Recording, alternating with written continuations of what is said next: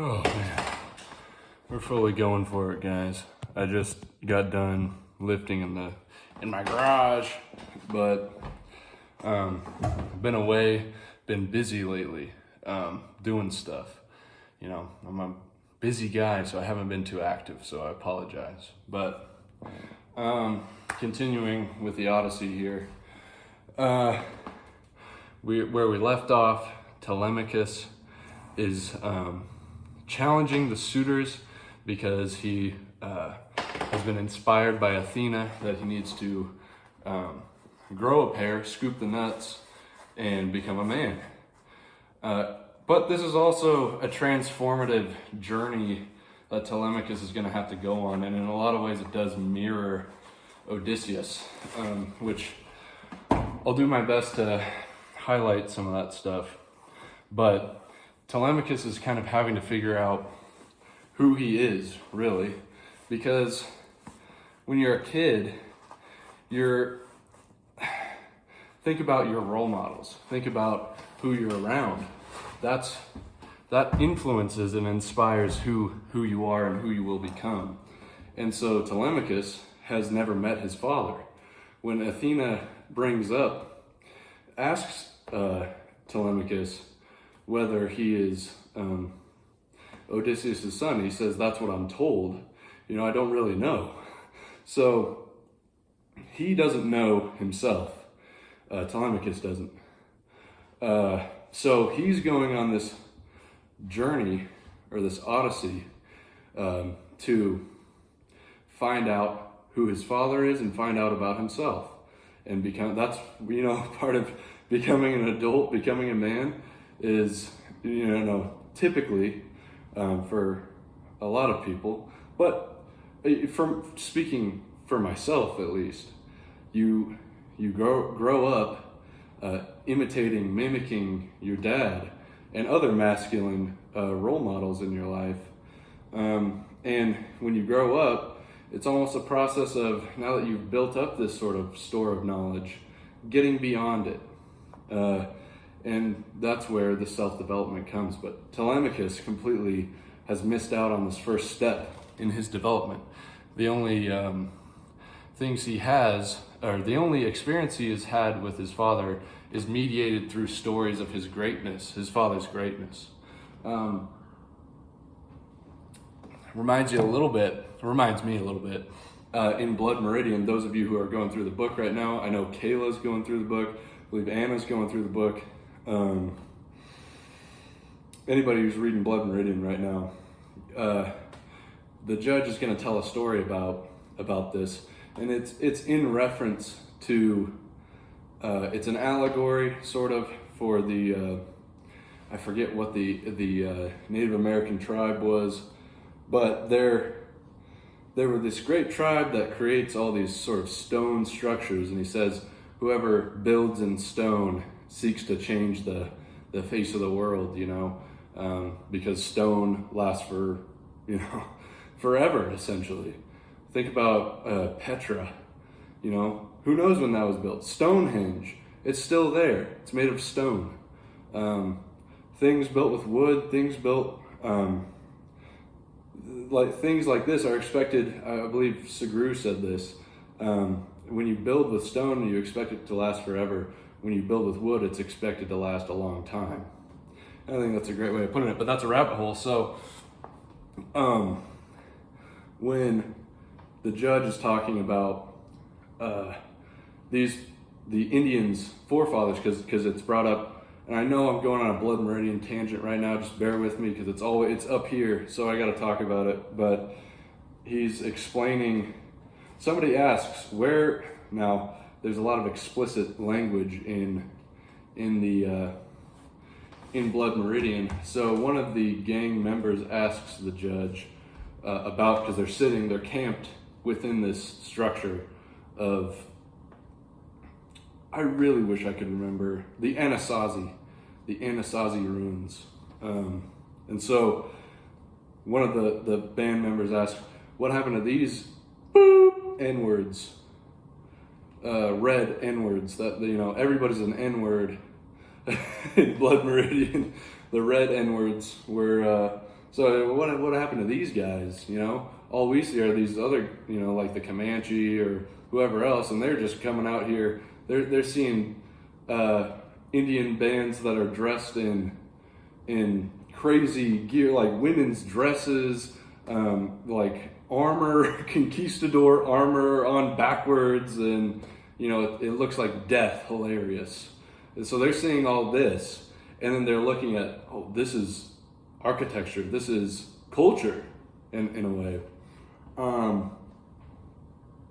And they're impressed, and they say, what happened to these guys? And the judge makes an allegory about a son, this wanderer, this great cowboy guy that goes off, and he's killed by some homeless, not homeless, but some vagabond, not vagabond. I'm saying all the wrong words, excuse me. Some poor guy. He's killed by a poor man.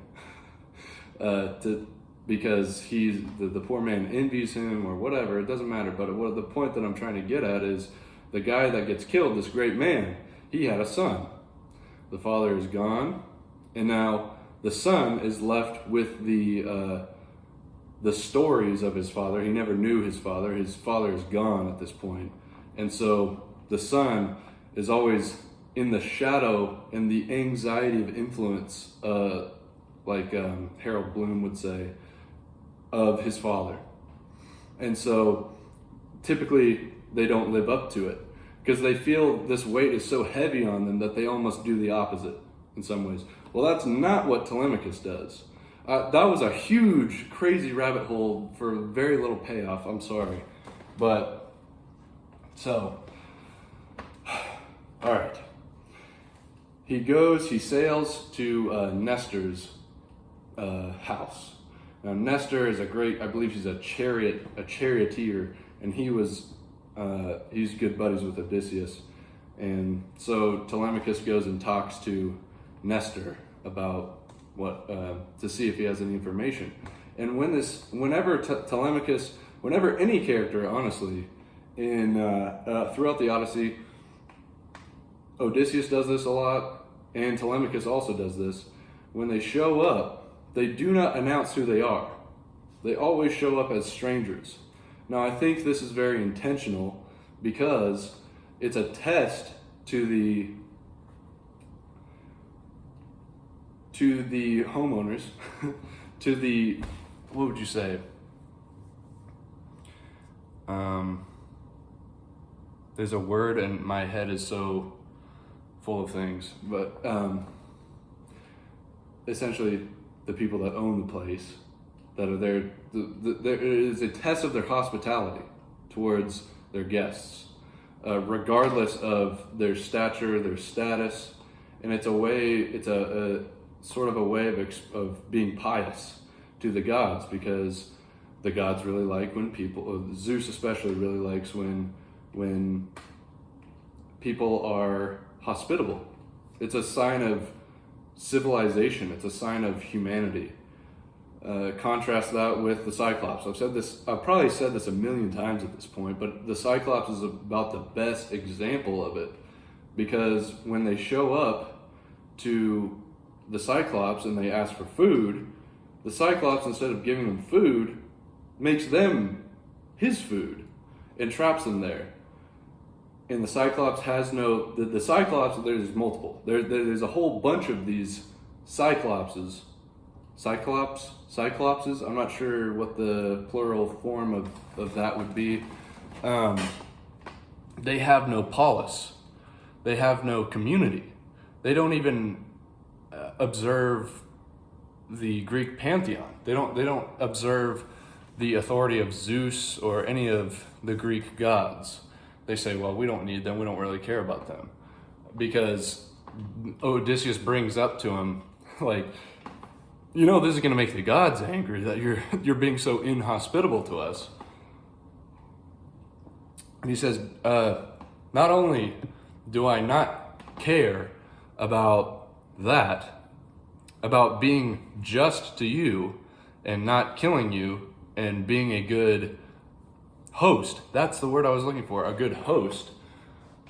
What really matters is I'm so much stronger than you, and I don't care about the gods anyway.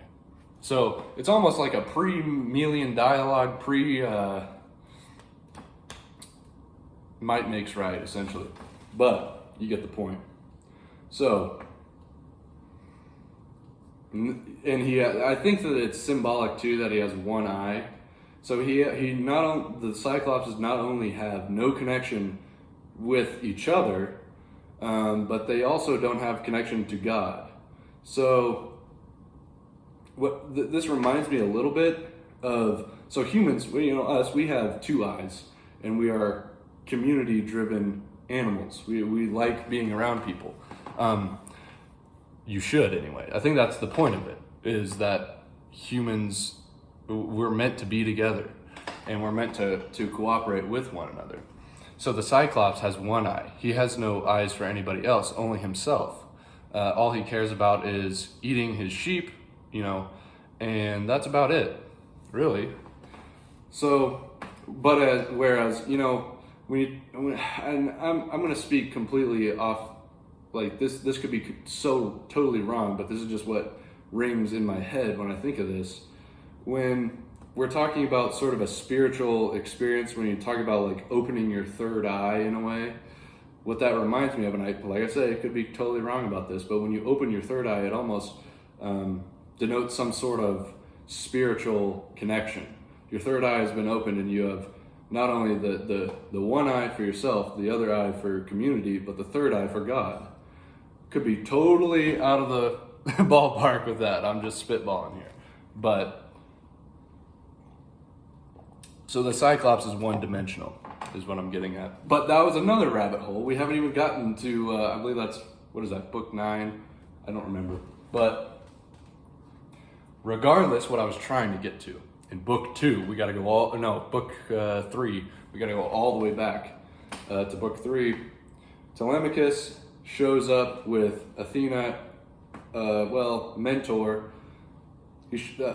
but pretty much Athena. They show up to a feast, and they're welcomed as strangers to see if they will, be hospitable to them. And of course, they are hospitable to them. They are given a good meal. They pour libations to the god, because they're giving a sort of celebration for Poseidon. Now, there's an interesting line that happens in this where they're asked, and you gotta remember, Mentor is Athena in this. Athena is sort of taken Mentor's appearance as a disguise in a way. I'm not 100%, I haven't fully figured that out in my own head yet, how that works. It could be, the best allegory I have for it is like when Christians talk about the Holy Spirit. But regardless, it's Athena. Okay, so Telemachus and Athena are there, and the guests say, or the residents say to them, won't you pour libations and say prayers to the god, being Poseidon. And Telemachus does, and then Athena, now remember, Athena's a god, so is she going to pray to another god? Probably not. But what she does is she's able to sort of act. And this is going to be present within Odysseus as well, where he's able to act to match the situation that they're put in. They're versatile. They're not one-dimensional. They're three-dimensional, four-dimensional, whatever, in Athena's case. But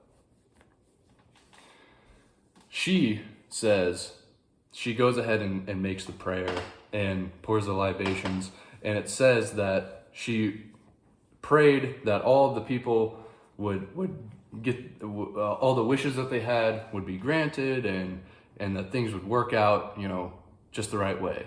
And it says that while doing this, she was ensuring that all this was going to happen. So she's not really praying to Poseidon; she's enacting it herself, but she's playing along so as not to break character, essentially. So they talk to Nestor. Nestor recounts. Well, Nestor is talking now. Okay, I might be getting confused because this is in the next book. This happens actually, so let me not go there. But Nestor is going to recount the last time he saw Odysseus, and it was back on the beaches of Troy.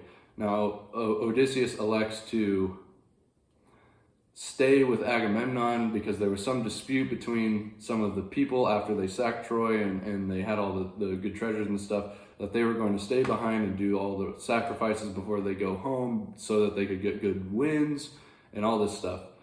Now, there's a party that broke off, and they left before all this was done, and that would be Nestor. Now, he makes it home. However, something went wrong. I'm not 100% clear on what exactly went wrong, but Odysseus stays to appease Agamemnon. Now, Agamemnon probably did something incorrectly. I believe that's confirmed in book 3 that he didn't do it right. He didn't wrap the fats good enough on the bones. Various things. So after this, we're going to move to book 3. Telemachus is going to travel along with Nestor's son on chariot to see Menelaus. So they arrive at Menelaus's palace, and now this is a insane mansion. It's crazy the way he describes it, the ivory, the gold everywhere. It's incredible. We'll get to that. But so they arrive, and they're also feasting. Now everybody, you got to be feasting a lot. You're having a good time, but Menelaus especially, because he's very rich. He got everything he wanted. Not everything, because his brother died. He was pretty pissed, pretty bummed about that. But they're having a good time.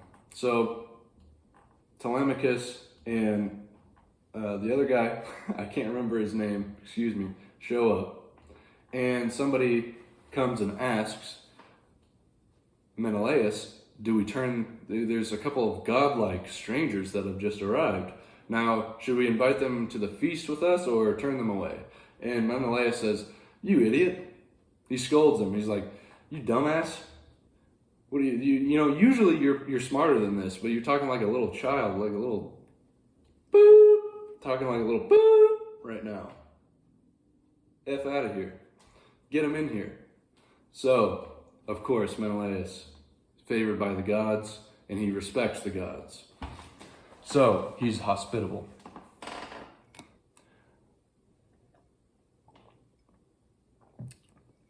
So they're at the feast, and once again, Telemachus and the other guy have not revealed who they are. And like I say, I gotta bring this up again. This is another aspect of it. Not only is it a test of somebody's hospitality, it's also the reason that you entertain strangers is because a wandering stranger could be a god in disguise. This is something that they hold in their belief.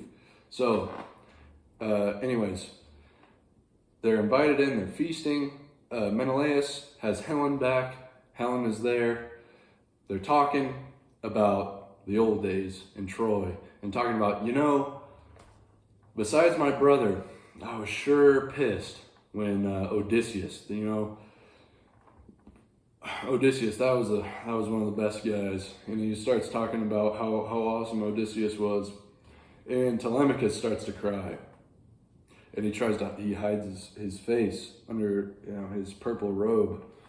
And Menelaus is no dummy. He sees this and he says, "I know who this is. This must be Odysseus' son." But he doesn't call him out right away. This is a great moment when Menelaus is able to psychologize and be like, "Well, look, he's here for a reason, clearly. Now I don't want to put him under pressure because he's hidden his identity for a reason.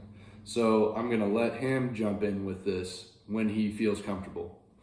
And he does at a certain point. Reveals who he is. And he says why he's there. It's because he's looking for his father. Now within this, Helen comes and they're all talking about what happened. And Helen, there's a story that's revealed of back when the old Trojan horse, that old trick, when Odysseus masterminded that trick, that were in the horse. Now, at this point, Helen is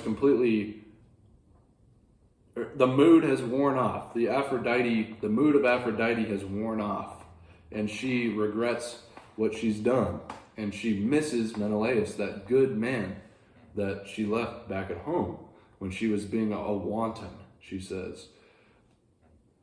Now, Dreyfus gets all upset about this because now I love Dreyfus, but he does have a tendency to read texts and really want them to be the way that he wants it to be, which is awesome. I mean, I love that. But I gotta be honest, they're like, well, she was a little wanton.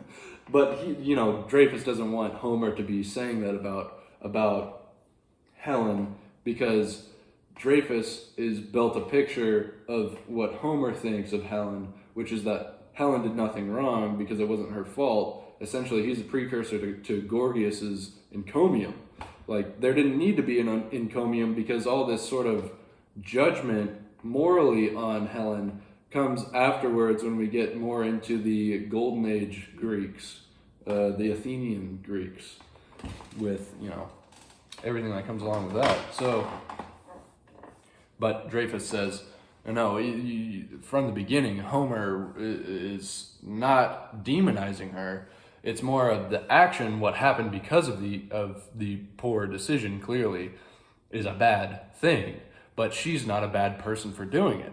She couldn't help it. She fell under the mood. It's not that she really wanted all that to happen. But regardless, when they're in the Trojan horse, and Helen is somehow able to perfectly mimic the people within the Trojan horse, perfectly mimic their wives' voices, and starts to call out to them to draw them forth somehow. And it says that some god or some goddess moved her to do this. Now, it doesn't say which, but they're just speculating that some god, which Dreyfus would say some mood, overcame her to where she had to do this.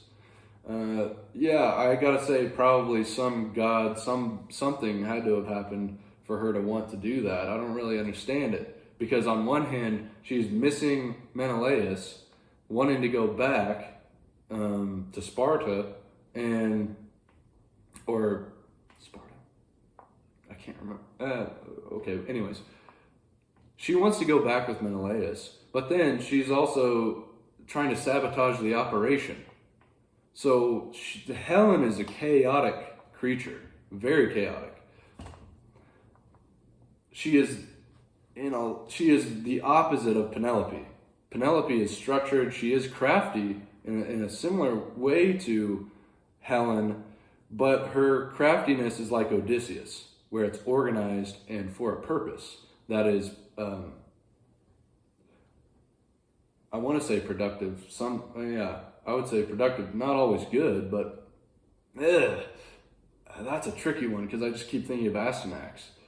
But I gotta control myself now. So Penelope is the opposite. She can be crafty, but she is structured. She is so faithful to Odysseus that she will not betray Odysseus. Helen, the opposite, betrays Menelaus, betrays Paris. I mean, who has she not betrayed at this point? So,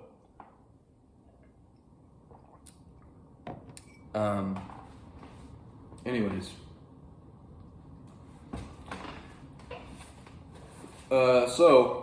Then afterwards, Agamemnon is going to go ahead and talk a bit about what happened, his journey back home.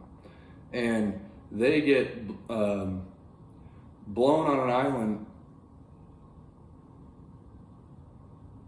blown to an island, and they're what would you say, marooned? Maybe not marooned. They can't escape the island. Now they're hungry. They don't have any supplies, nothing. And they're saying, well, shoot, some god is preventing us from making it home.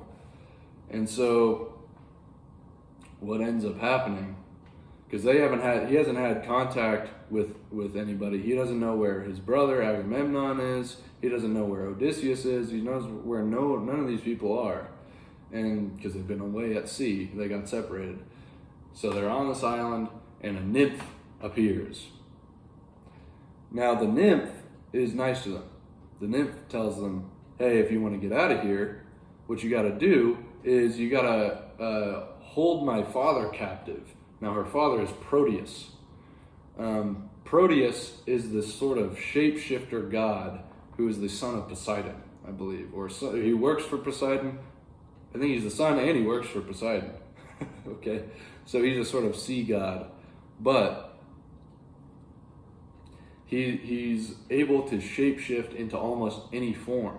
He can shapeshift into a tree. He can shapeshift into a sea monster, into fire, into water.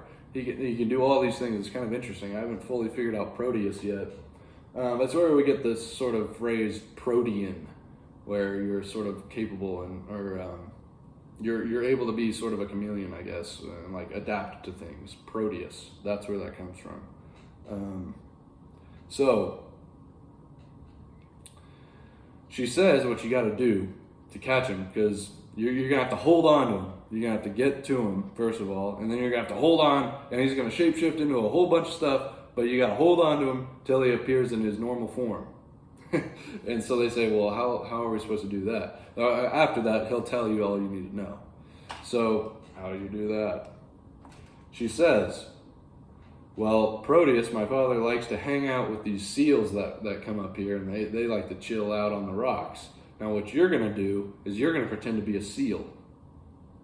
I'm like, okay, this is interesting. How do we do that? So she's really giving him the hookup. She says, all you got to do, you and two or three of your best guys, they got to post up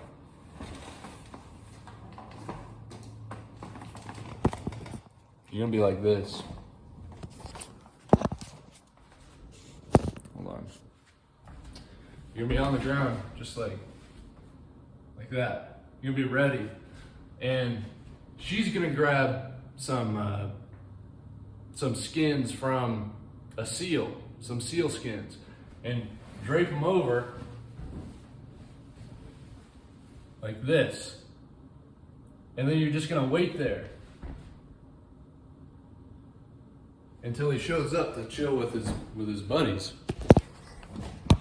And once that happens, then you can spring on him. So she gets them the seal skin, puts them on, and they're like, "Oh, this stinks so bad.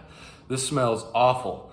Firstly, she rubs them down with oil, like blubber and stuff, and then they're like complaining about the stench of it. They're like, "Ah, this is bad." And so she's really nice. She says, "All right, well, I'll make this a little easier on you." And she takes ambrosia and she goes, rubs it on their nose so then they don't have to deal with the stench. So this plan works. They capture Proteus, hold on to Proteus until he's like, "All right, hey, who told you how to do that?" You didn't figure that out on your own. Some god or nymph had to have done this. Immediately, he's just like, "Okay, I'm impressed. How did you figure that out? Somebody gave you the cheat code to that one. You weren't supposed to, what's the term in Dark Souls? When you cheese it. You cheese the boss. They cheesed the boss. They're like, how did you get this pro tip?" So, they're like, "Hey, it doesn't matter, but you gotta tell me how to get home." And he's like, "Okay, well, you gotta do these sacrifices, blah, blah, blah, blah, blah, blah, blah, blah. Oh, Poseidon's gonna like it. You gotta burn the sacrifices. He's gonna sniff that up. He's gonna really like it. Then you'll go home." And then he's like, "Well, I got another question. What happened? I've been separated from my brother and Odysseus. What's up with those boys?" He says, "Well, Agamemnon got capped. And then I've explained this to you guys, what happens to Agamemnon. Clytemnestra plots with Aegisthus to kill Agamemnon when he gets home." So again, another parallel with Agamemnon and Odysseus.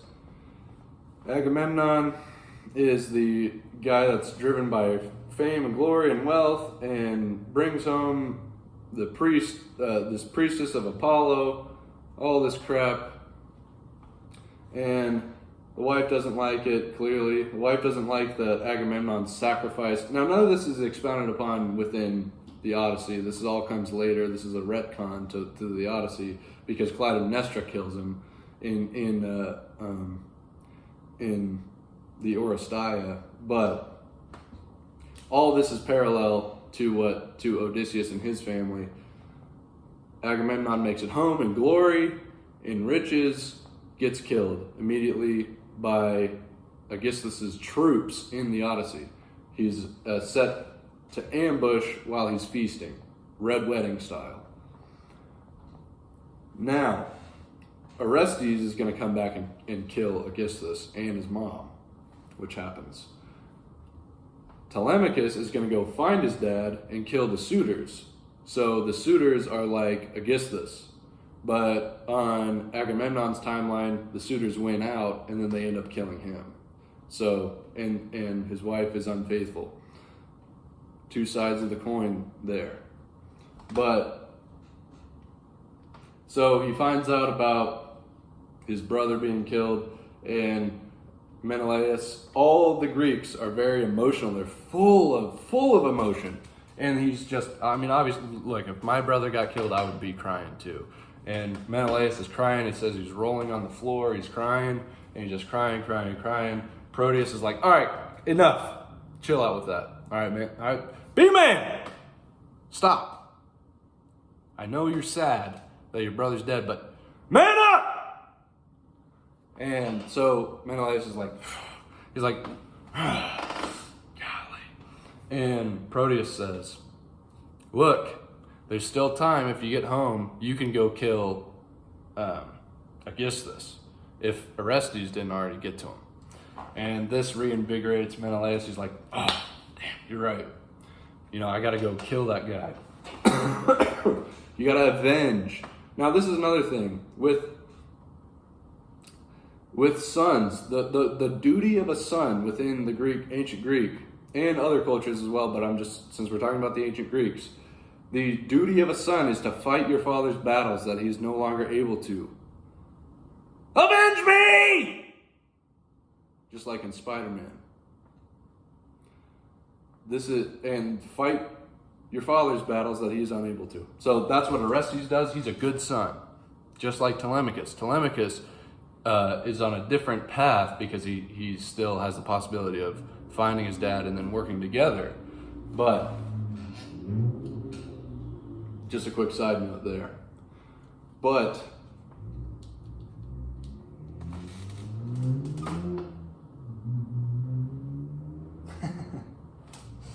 okay. But then he tells him about Odysseus.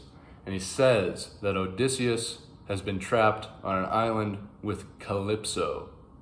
And that is what we're going to talk about in the next video. So, these videos might take a little longer to get to be put out because I am busy and I want to have things to say and not just read. Okay. Although reading is important. I know I don't think I read at all in this video, but I think that's okay. I would rather just talk rather than read. So more preparation, I think, is going to happen, and I'm just going to talk. Unless you guys really want me to read it to you guys. Unless you really want more quotes and more lines and verses. You know, there will be some of that either way. But it's going to start getting really interesting. We haven't even seen Odysseus at this point. This has all been Telemachus' journey to find himself and find his father and become a man. So, but coming up, we're going to get to Odysseus. It's going to be this is where it gets really cool. So, because Odysseus, you know, he's going to be naked at a certain point on an island. He's got to go befriend the Phaeacians, or however you say their name. And then he's going to spill his guts on the... There's also... Okay, remember when I told you about Telemachus in book 4 earlier in the video? When I was saying that he starts to cry and he tries to hide his emotion. Same thing happens when he's talking to the Phaeacians, because they're all talking about Odysseus, and like, man, everybody's talking about Odysseus. They're like, that guy was awesome. And he's hearing about himself. Okay, so Telemachus is hearing about his father and how cool his father is. He starts to cry because he wants to see his dad. Odysseus hears his stories about himself, and he starts to remember and have PTSD flashbacks of like all the friends he lost. Because at this point, when he's on the island in book 5, this is after all of the big part of the Odyssey has happened. And this is at the end, towards the end of his journey, because from here he's going to make it to the Phaeacians, then he's going to go home to Ithaca, if I'm remembering correctly the timeline here. Regardless, where was I going with that? He hears about himself. He starts to cry. He does the same thing. He hides his emotion, and he's able to like cry inside in a way. So this is more development of like he's able to suppress his emotions and hold them in. Unlike Telemachus at this point, who is unable to do this. Remember when he's talking to the suitors, he starts to cry. And when Menelaus is talking about his dad, he starts to cry. He's unable to restrain himself when it is appropriate to do so. But he's getting there. He's trying. He's learning. Anyways, that's all for now. See you soon.